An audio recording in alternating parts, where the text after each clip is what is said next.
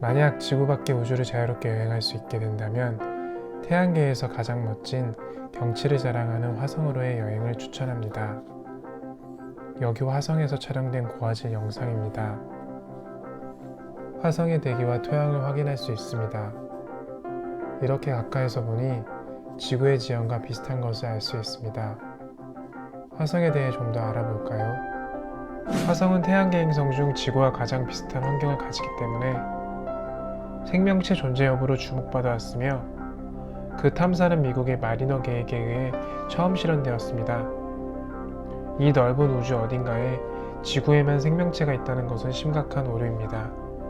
이 우주에는 1700억 개의 은하가 존재하며 수많은 은하 중에 태양계가 속해 있는 은하가 우리 은하입니다. 우리 눈에 볼 수 있는 별들은 거의 우리 은하에 속한 별들이고 지구에서 청광년 떨어진 별이 대부분입니다. 그중 화성이란 태양계의 네 번째 행성으로 산화철로 인한 붉은 빛이 감도는 사막 지형을 가지는 행성입니다.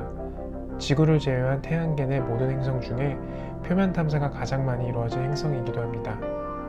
화성의 자전 주기는 약 24시간 37분으로 지구와 비슷합니다. 화성은 지구와 비슷한 약 45억 6천만 년 전에 발생해 표면이 물로 덮여 있는 바다 형태였습니다.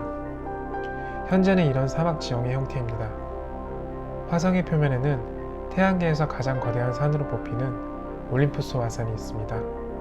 지구의 산과는 비교가 안 될 정도로 거대한 화산으로 최고 높이는 26km로 밝혀졌습니다.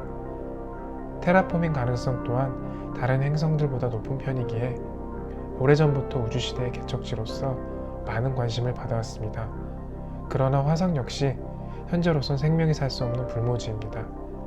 일론 머스크의 스페이스X에서는 화성 이주 계획을 추진 중에 있습니다. 먼 미래의 언젠가가 아니라 바로 현재 진행형으로 추진 중에 있습니다. 현재 기술로 테라포밍을 시도라도 할 수 있는 유일한 선택지는 화성밖에 없으며 다른 행성들은 비용에 관계없이 그 어떠한 방식으로도 테라포밍이 사실상 불가능합니다. 태양계를 통틀어 화성 탐사가 가장 많이 시도되고 있으며 나사의 화성 탐사는 1965년경에 메리너 프로젝트로부터 시작되어 왔습니다. 과거의 메리너가 보내온 이미지는 지금 보면 화질이 형편없지만 그때 당시에는 정말 대단한 발견이었습니다. 현재 임무를 수행 중인 화성 탐사선은 20년의 경과된 2000을 맞서 오디세이부터 최근의 퍼서비어런스까지 총 10대에 이릅니다. 2020년 7월 30일 큐리오시티의 다음 세대 로버인 퍼서비어런스가 발사되어 2021년 2월 18일에 착륙하게 되었습니다. 퍼서비어런스는 인내심이란 뜻이고 화성에 보낼 가장 무겁고 가장 복잡한 차량입니다. 화성의 착륙은 공포의 7분이라고 불립니다. 화성 대기권으로 진입한 탐사선이 지표면으로 착륙하기까지 7분 이상이 걸리고 이 과정에서 사소한 문제가 발생하면 실패할 가능성이 크기 때문입니다. 화성 착륙은 그간 실패한 역사가 많습니다. 인류는 지금까지 49대의 화성 탐사선을 발사했지만 성공한 횟수는 8회입니다. 착륙선은 시속 19,000km를 달려오는 속도를 0으로 낮춰야 하고 대기권 진입 시 1300도의 고열을 견뎌야 합니다. 그리고 표면에서 낙하산을 무사히 펴야 하고 천천히 착륙해야 하죠. 잘못 착지할 경우 착륙선에 문제가 생길 수 있습니다. 퍼서비어런스의 주 임무는 먼 과거 화성에 존재했을지도 모르는 생명체의 흔적을 찾는 지질학적 탐사입니다.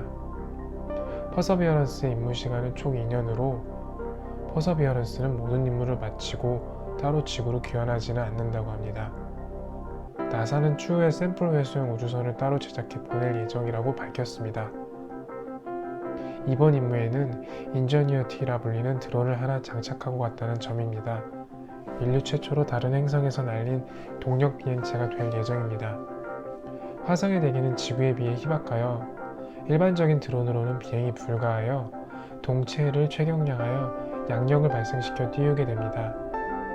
후속 프로젝트를 통하여 토양 샘플을 2031년에 지구로 가져올 계획입니다.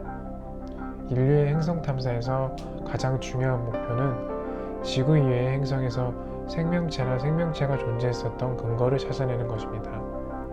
더불어 지구의 미래에 대한 예측입니다. 현재까지 각종 무인 탐사선을 통해 얻어진 결론은 과거 화성에 물이 존재했었고 생명체가 있었을 가능성이 가장 크다는 것입니다. 그래서 화성에 대한 각종 무인 탐사가 행성 중에서는 가장 많이 이루어지고 있으며 2030년쯤에는 미국을 중심으로 국제 공동 유인 탐사도 계획되고 있습니다. 화성에 유인 탐사선을 보내기 위해서는 앞으로 해결해야 할 과제가 참 많습니다. 우선 화성 지질에 대한 분석을 마치고 화성 자원을 개발하는 연구가 진행되어야 합니다. 이러한 연구에는 지구에서 자원을 개발하는 기술이 응용될 수 있습니다. 인간의 생명 유지를 위한 장치 및 자원 개발을 위한 장비들을 수송하기 위한 대규모 운송에 대한 연구가 필요합니다. 화성과 지구와의 거리는 계속해서 변하므로 화성의 물자 그리고 사람이 왕복하는 데 걸리는 시간은 최소한 3년 이상이 걸릴 것으로 예상됩니다. 화물 및 거주용 우주선을 먼저 화성에 보내는 데에만 1년 이상의 시간이 필요하고 이후 사람이 탑승한 탐사선이 화성에 도달하는 데에도 180일 이상이 필요합니다. 이 기간 동안 우주인들의 안전이 보장되어야 하며 교환용 우주선을 다시 보내야 합니다. 이러한 난제들을 해결하려면 우선 안전한 우주 정거장을 구축하는 것이 필요할 것으로 보입니다. 유인 탐사 단계에서는 무인 탐사보다 물자 수송량이 매우 크게 증가하므로 프로젝트에 필요한 자금이 기하급수적으로 증가할 것으로 예상됩니다. 이를 해결하기 위해 여러 국가가 협력 체계를 구축하여 프로젝트를 진행하고 있습니다. 한정된 영토와 한정된 자원을 가진 지구를 멀리하고 앞으로 마주하게 될 미래의 화성에서의 우리 인류의 큰 도약을 꿈꿔봅니다.